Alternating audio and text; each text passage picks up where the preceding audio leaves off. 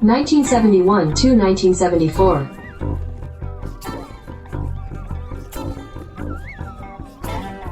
Strat-O-Matic Excel Carryover League.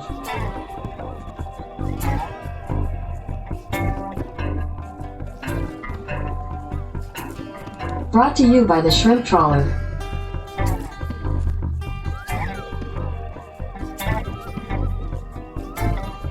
Game 276, Orioles at Diamondbacks. Welcome back, baseball fans. The 1971-74 Carryover League. Today we are getting involved in some interleague play, interleague action. And tonight we got a best-of-3 series between the Baltimore Orioles and the Arizona Diamondbacks. Possibly their first ever meeting interleague. Of course, the Arizona Diamondbacks didn't even exist in the 70s, so we gave them a fictional team. Orioles were a powerhouse in the 70s. This is kind of a fun little, oddity. Orioles, Diamondbacks. Let's take a look at the interleague play overall before we get into this round, which we've already started, by looking at the overall standings of the two leagues.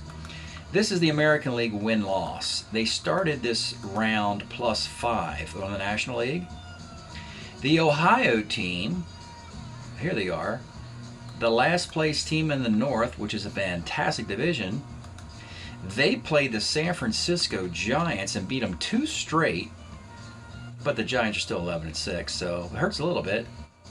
And the Diamondbacks in this series, they lost their 11th game. They're 5-11 over there. And Baltimore won the first game. I'll show you the box in a moment. They're now 12-5. The American League now is a plus. If you look at this number, they're +8. And of course, National League -8. And the difference in win-loss, the number of games played, is just because some series go longer than others. 144 games in the American League, got 139 in the National League. That means that the American League games series are going a little bit longer, more competitive, I guess. More importantly, what happened in Game 1? It opened up in Baltimore. And it was Steve Stone for the Diamondbacks, a future Baltimore Oriole pitcher, interestingly. His 72 card used today. He would be an Oriole in 1980 and win 25 games, but today he gets an audition 8 years prior, and he gets knocked around against Mike Cuellar, who, did a back 9 at the golf course. He went 6 innings, and he took the rest of the afternoon off. Baltimore, not known for hitting in this timeline, and they struggled with their hitting, getting, like 1 or 2 or 3 runs. But today, they put it all together. Bobby Grich hit a 2-run homer. Brooksy hit a 2-run homer. We had Al Bumbry hit a 2-run homer. My goodness. Baltimore got 11 runs and 15 hits today. So look for them to be shut out in 1 or 2 of the next games. Final score, 11-2. Baltimore wins Game 1. So, in a best-of-3, we present Game 2. We fly out to Joshua Tree, home of the Arizona Diamondbacks, with Graham Parsons and the Flying Burrito Brothers doing a concert in the parking lot before the game. The Orioles at the Diamondbacks in a Game 2, and your pitching matchup. Oh, a fun one. Battle of Jims. It is Jim Palmer, his magnificent 1973 22-game winner with a 2.40 ERA. But Arizona's Jim is no slouch. It's Jim Willoughby. You may not have heard of him, but he had a fantastic year in 1972. 6-4 with a 2.35 ERA in 88 innings. He's a starter at 8, incredibly. And he dominates left-handed batters. Must have a lot of movement on a curveball or something. Righties can knock him around a little bit, but the lefties, he have a hard time against them. So Baltimore put some lefties they normally have in the lineup on the bench today. Don Buford got the day off, as he's a switch hitter, and Tom Chopay got the day off. Not that that's a big deal, along with Bobby Wine. Let's get started from Joshua Tree. Can the Orioles quickly dispatch the overmatched Arizona Diamondbacks? And then it is Al Bunbury leading off. 47, grounds are short. Dale Maxwell's a 2-19 at short, and he makes the play. If you're wondering, in the previous interleague games I've broadcast, they've been World Series replays. Unfortunately, in this particular batch of interleague battles, there just isn't one, so I can't present an interleague. The schedule didn't work out that way. So, yeah, Baltimore and Arizona was, at least you get to see a team that was in the 1971 World Series playing today. So, Bobby Grich, 4-4 off Willoughby, and that is gone. Bobby Grich on a 4-4 off the Willoughby card. Again, against righties, he's not so much. He's really good against lefties. Baltimore gets a 1-0 lead. Moved up into the 3 spot today, Paul Blair, 212, lines out. And Brooks Robinson, 66, lines to second. Jim Palmer, how does he pitch in the dry weather of the desert? Does it mess up his complexion? Does he put on some makeup or something? Or some moisturizer? We'll find out. Brock Davis leads off. 2-4, flies to right. Ted Eulander, 47, is a strikeout. And Merv Retman, 35, former Oriole Merv Retman. Let's take a look at former Oriole Merv Retman's card. 1971 helped them get to the World Series, led the club in hitting with a .318 batting average and, gosh, 560 plate appearances, and he could not be protected. There's a limit to how many guys your franchise can keep, and of course the Orioles have all their Ring of Honor Hall of Fame dudes to protect. They had no room to protect Retman, and he was snapped up by first the Rangers and then through a trade to Arizona. 3-5, single 119 is a base hit. And now another former Oriole. This one's a little bit more obscure, but it's Dave May. Let's take a look at the Dave May card. He was a Brewer in 73 when he put it all together with 25 home runs and a .303 batting average. The pitch to Dave May. 6-11 off of Palmer, left X. Today's left fielder is Al Bunbury. Normally he's the DH and Buford's out there. He's a 489 in left field, and that is going to be a double ... and the Diamondbacks get on the board. Batting fifth, Ed Herman. 34, pops to first. Top of 2 in a 1-1 tie. It is Boog Powell. 58, finds a second. Earl Williams, 64, third X. Third baseman is Dalton Jones, a 4.27, but he makes the play. And Andy Etchebarren, 111, third. They got Earl Williams DHing, and they have Etchebarren catching today. Get an extra right-handed bat in there against Willoughby. Bottom of 2, Hal Breeden, 6'10", center X. Center fielder is Blair, a 187. And he is out. Here is Dalton Jones, 68, pops to short. And Stevie Ray Braun, 57, is a fly ball to right field. 1-1, we go to the third. It's Frank Duffy, 5'11", second X. Second baseman, Braun's a 3.34, and he boots that grounder. Tough break there. Leroy Stanton, acquired from the Angels in the offseason. 46, off of Willoughby. Here we go, triple 1-6. It is a single ... and the Orioles have runners on the corners with nobody out. Back up top to Al Bunbury. C-Bunner, they're going to actually play it back. Wait a minute, what's Stanton stealing? Bad. They'll play it back for Bunbury. 1-6, let's take a look at your 1973 American League Rookie of the Year, Al Bunbury. The guy who, in my league, got Frank Robinson traded from the Orioles. They had to make room for Bunbury. And his .337 batting average and his 440 plate appearances, 11 triples, 7 homers, bunch of stolen bases, 1-6, double 1-5, single ... and that is a double, and the Orioles retake the lead. Second and third for Bobby Grich, who homered in his first at-bat. 4-11, left X. Left fielder is Eulander. He's a 2-2. Going for the fly ball 7 if you can get it. They cannot get it. It's a sac fly. So Bunbury will be at second with a 1 out and a run in a 3-1 game. It'll be Paul Blair. 63, short X. This is Maxville, very talented. 2E19 shortstop makes the play. And with 2 outs, it is Brooks Robinson. 45, they're hitting Willoughby's card. The strategy of loading up with righties has seemed to work thus far. However, 4-5 is homer, 1-6, fly ball the rest, and no, the ball does not carry in the stiff desert wind. It falls on the warning track. And that is a fly ball, and the Orioles do not score on that fly ball, and it stays 3-1. Will that be enough for Jim Palmer? Bottom of the third. It's Dale Maxville. 4-11, first X. Hey, your boot pal's at 2E7 at first base. He makes the play. Brock Davis, the leadoff man. 4-10, center X. This is Blair, 1E7 in center. And with 2 outs, it is Ted Eulander.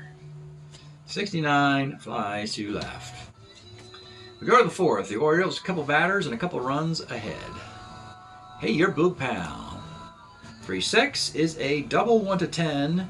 Double for Boog Pal. Dusts himself off at second base with one of his 19 doubles. Earl Williams, 1-3, grounds to short. Andy Etchebarren, 54, pops to first. And with 2 outs, Frank Duffy. 2-6 is a grounder to short. The Orioles cannot add to their lead. It's just 3-1. Bottom of the fourth, Merv Redmond. 1-8, he's on again, folks, with a base hit to center field. He is an ace stealer. Etchebarren's got a -2 arm, and he's down 2. He'll stay there at first for Dave May. 5-12, second X, but oh boy, this is Bobby Grich in the great Baltimore defense, a 1E20 second baseman. And that is a 4-6-3 double play. One of 3 ones on the Oriole defense today. Paul Blair, Brooks Robinson, and Bobby Grich. Plus Boog Pal's a nice solid 2. Bobby Wine is a reserve shortstop as a 2. Even Leroy Stant from the Angels is a 2. Here's Ed Herman. 1-6, base hit. And with 2 outs and a man on, your tie run is Hal Breeden. 68 off Palmer is a fly ball to left. 3-1 into the 5th we go. It is Leroy Stanton. 1-8 off the Stanton card is 1-1 single. Runner at first. Not a good base stealer, good base runner. There's a 14 runner, and it's Al Bumbry. Had an RBI double today.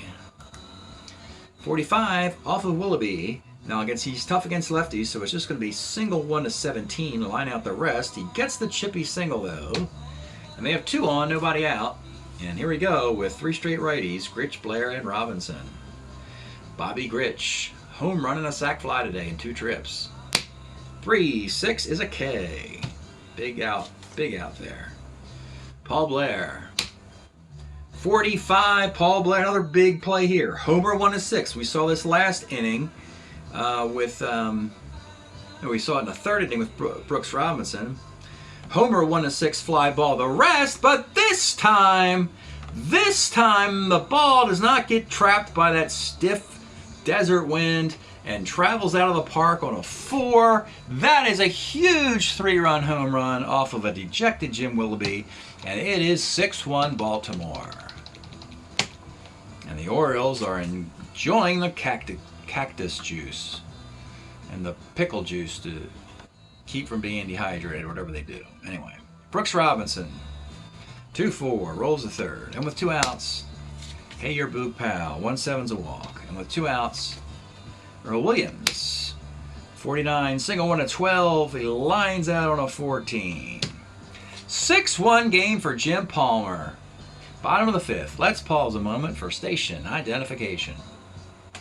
This is the Shrimp Trawler video channel. Este es el canal de videos de camaroneros. All right. Bottom of the 5th. Can Jim Palmer protect a 6-1 lead in the desert? It'll be Dalton Jones leading off. 65, center. Stevie Ray Braun, 46, off Palmer is a walk. Dale Maxville, 47, is another walk. Palmer getting a little wild here in the 5th. 2 on, 1 out for Brock Davis. 1-5, let's take a look at the Brock Davis card. Great batting average, and Arizona builds their offense around batting average and forgoes power and defense, other things. They're just like high batting averages. And this Brock Davis card will hit you 318 and 154 at bats. However, it ain't going to give you a homer or a triple, and it only gives you a couple doubles. So 1-5, the power roll, is a single. That's the power. To right field, Braun at second will not run against the -3 arm when you're down 5. The bases are loaded for 1 out, with 1 out, and Jim Palmer struggling here in the 5th. And it'll be the arguing pilot's Ted Eulander. No, Eulander. And here's the pitch to Ted. 67 is a pop to second. And with 2 outs, former Oriole chance to really stick it to his former team, Merv Retman. 2 for 2 today. Looking for to do some damage here. The pitch to Merv Retman. 1-8, he delivers against Palmer, his old teammate, up base hit into center field. That'll score 1. Maxville, will he try and run against Blair? 13, 14, 15, -2. He's going to run. They need runs. 13 can run on. And I'm out at the plate on a 17. Well, I didn't know how many chances I would have get against Palmer, and we tried, and we got thrown out at the plate. And only got 1 run out of that. Was trying to get a second run. And it's a 6-2 game, and they're within a grand slam, I guess. But Dale Maxville gets thrown out the plate by the -2 arm of Paul Blair. Tough break there for your Diamondbacks. We'll go to the 6th. We'll give old Willoughby 1 more inning, see if he can straighten out his ship here. Andy Etchebarren. 37 is a walk. Frank Duffy. 58 is a fly ball to right. Already I know that Bobby Wine will come in defensively for him, bring a 2 shortstop into the game. Leroy Stanton, 211, is a walk. 2 on for the lefty Bunbury, probably his last batter. 37 for Bunbury is a walk, and I think we're going to do it because we have 3 straight righties, and that's been the kryptonite for Willoughby, and that's a rather disappointing outing. Just 5 1/3 innings, leaving the bases loaded with 1 out. And now we need to get a righty in here who gets righties out. They're going to go Pat Jarvis, the long man. Pat Jarvis, 71 Atlanta Brave, was a starter, relief, 162 innings. He becomes the swing starter in Arizona. On a team that, as you can obviously tell, folks, is not very talented in the 6th inning. You know, and Baltimore also drew the 3rd place schedule from how they finished a year ago. So they drew the Milwaukee Brewers and the Arizona Diamondbacks, and they're kind of weak teams. So that's why Baltimore's playing well. Pat Jarvis, the bases loaded 1 out. Bobby Grich, going to bring the infield up. They can get a 6-2-3 double play here. And here's the pitch to Bobby Grich. 2-7 is a strikeout. And with 2 outs, it is Blair. Big 3-run homer an inning ago. Pitch to Paul Blair. 53 off Jarvis is left X. Who's out and left? Oh, it's Eulander, a 2-2. And he makes the catch. And the Orioles squander 3 more base runners. It's just a 6-2 game. Seems a lot worse than that, doesn't it? As we go to the bottom of the 6th. Baltimore has... Oh, yeah, they're going to take Bunbury out also. And actually Don Buford will come in. Didn't get the start, but he's going to come in for defense for Bunbury. And the Orioles have all their defense now with a 6-2 lead in the 6th inning. And it's going to be Dave May leading off. 33, pops to short. Ed Herman, 57 is a fly ball to right. And with 2 outs, it is Hal Breeden. 56, double 1 to 6 is a double. Dalton Jones, 35 is a walk. 2 on, 2 outs for Stevie Ray Braun. 2-5 is a grounder to second base. So Palmer's putting men on and living the charmed life. He's only allowed 1 run in the last 3 innings, putting 8 men on base. In a 6-2 game, as we go to the 7th, Jarvis will continue. It'll be Brooks Robinson. 57, double 1 to 7, base hit. Hey, your Boog pal. 2-6 is a 6-4-3 double play. And with 2 outs, it's Earl Williams. 49 is a single.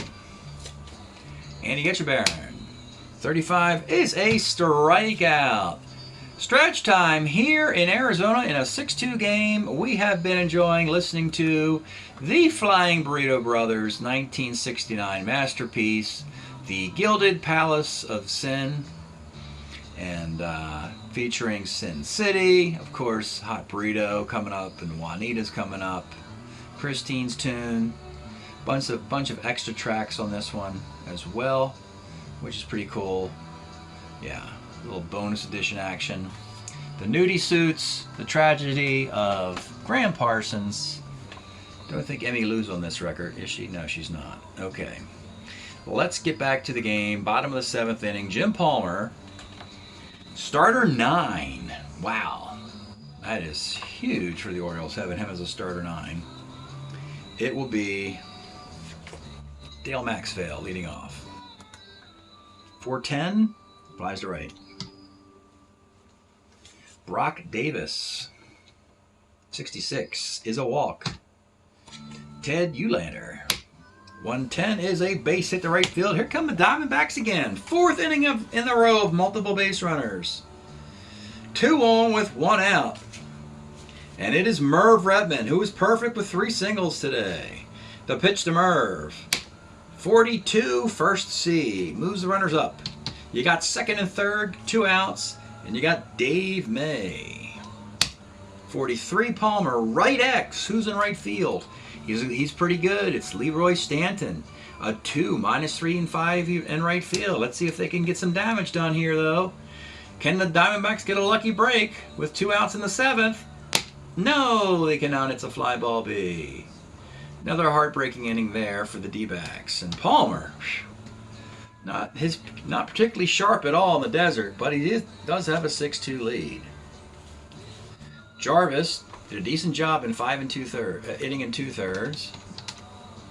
Jeff Zahn will come on in the 8th. He's very good. Take a look at Jeff Zahn. Was a Dodger in 74. Of course, they had too many lefties. They couldn't keep him. They had Jim Brewer, Tommy John, and Claude Osteen. So they couldn't hold on to Jeff Zahn. He was 3-5 with an ERA of 2 in 80 innings. Future Minnesota Twin and California Angel. Jeff Zahn comes on in the 8th inning, and he will face Bobby Wine.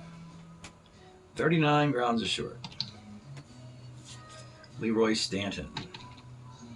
47 is a base hit. Back up top to Don Buford in the leadoff spot now. 46 off of Zahn is a base hit to center field. Stanton, a 14 runner. Center fielder is the -2 arm, no thanks. He'll stay at second. 1st and 2nd, 1 out, and it's Bobby Grich. He is 1 for 3 with a homer and a sac fly and 2 Ks. Bobby Grich. 312 is a walk. Oh boy. You got your bases loaded for Paul Blair. Playing it up, he's an 8 bunter. In a game that's featured a ton of left on base by both squads. Infield up, Paul Blair with a 3-run homer today. And here's the pitch. 5-10 off Zahn is catcher's card. Like to get a foul out here with the infield up. It's a 3E12 catcher, though. Good luck getting that. They get the pass ball. Baltimore gets a run on the PB foul out. That will score Stanton.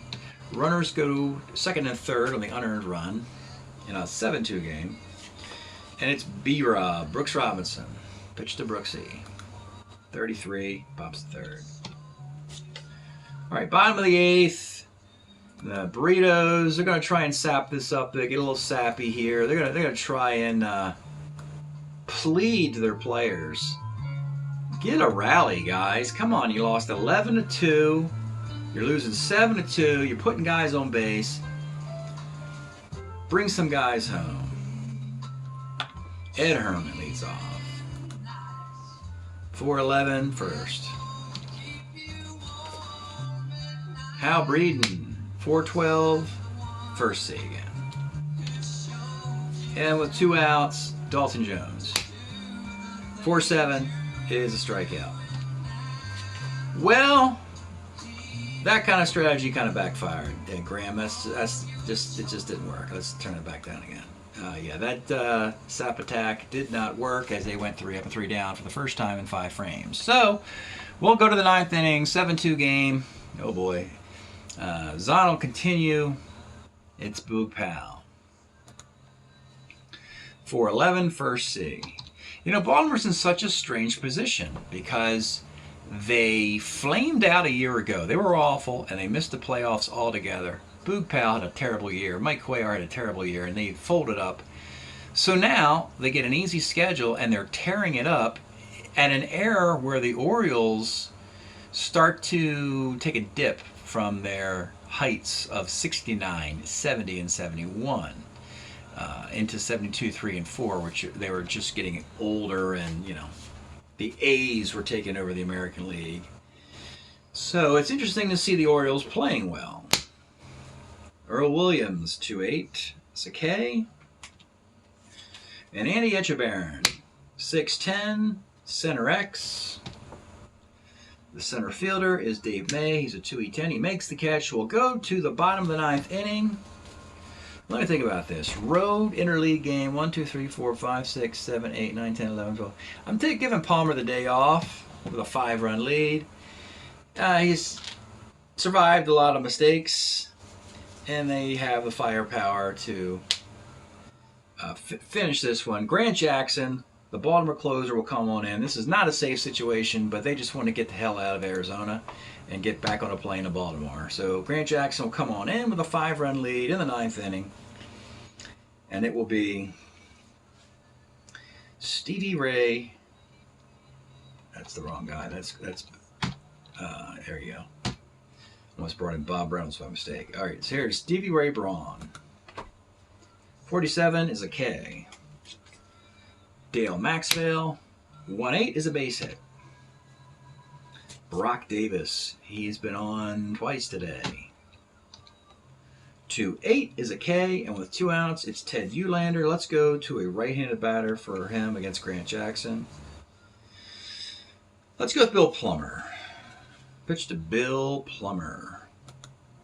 1-8 is a fly ball to left field, and that is your ball game. Well, folks, sorry about the drama or general lack thereof. You did get to see the Orioles play some baseball, though, if you're rooting for them. And they do indeed walk all over the Orioles Diamondbacks 2 straight. And the American League has won every interleague battle so far in this batch of those. And ultimately, it hurts it hurts both leagues because it keeps each league competitive. You have to win a lot of baseball in the American League. You don't have to win a lot of baseball in the National League.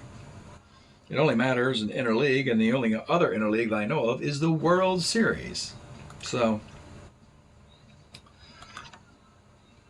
for instance, that Ohio player team is 8-9.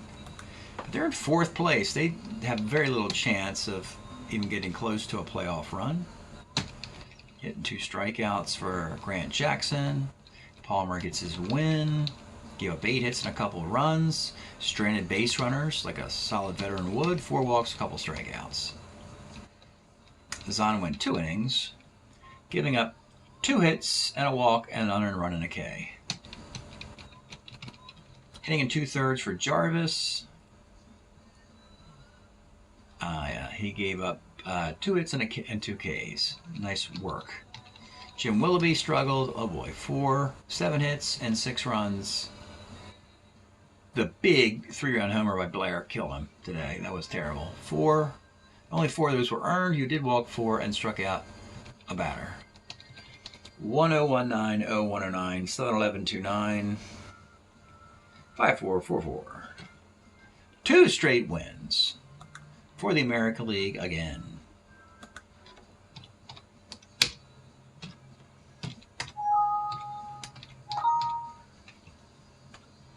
Gosh, the American League is going to be really tough. You're going to see some quality teams missing out. And even thinking that if they didn't win the division, getting a wild card. Well, there's going to be some good teams not even getting a wild card in the American League.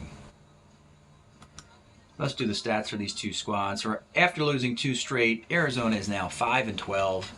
and they're in pretty rough shape. I think they might be toast now, and they're even in their weak division. They are hitting .237 as a team, and they are wasting a very nice .314 team ERA. That is a very good pitching staff that's just being wasted.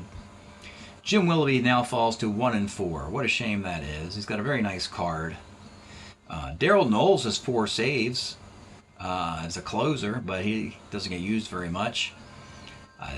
2 homers will lead the club. Brock Davis, you saw his card. He has 24 hits, 24 for 66. He's hitting .364, but Brock Davis, 24 hits, 1 double, and no triples or homers. So that's that story. Baltimore is now up to 13-5. And above Toronto, the Baltimore and Toronto at the top of the American League East. Who would have thought? Well, no one, because it didn't exist. Toronto didn't. Anyway, Baltimore's 13-5, hitting .264. Hey, folks, Baltimore hitting .264 is like 300 for most clubs. Seeing that team over .250 is a minor miracle. So Baltimore heals their swing in this series, getting up to a .264 team batting average and the brilliant .225 team ERA. Look out for the Orioles now, as the Orioles and the Oakland A's and possibly the Expos are probably the 3 hottest teams in the American League. Palmer gets his 4th win. He's given up just 13 runs in 48 innings. That's a .243 ERA. That's fine for a Cy Young winner. We have 4 home runs for Brooks Robinson and 16 RBIs. He leads both categories. As far as hits, well, it's Brooksy again. He's 22 for 73. 301 for Brooks Robinson. He's got the Oriole Triple Crown here. And yeah, he could go. Yeah, I mean, it sounds funny to say he could go to the All-Star game. But Oriole hitters just have struggled to make it to an All-Star game, which normally they send, a couple pitchers. Palmer and Cuellar typically, one or two of those go every year because their hitting's been awful. But maybe Brooksy, a batter, finally makes it to an All-Star game in my carryover league. That's it today. Hope you're enjoying the 4-year carryover league. Congratulations, Orioles, winning 2 straight over the Arizona Diamondbacks in their first ever encounter. The Orioles take some vacation photos and bring some cactus back to Baltimore. We'll see you next time.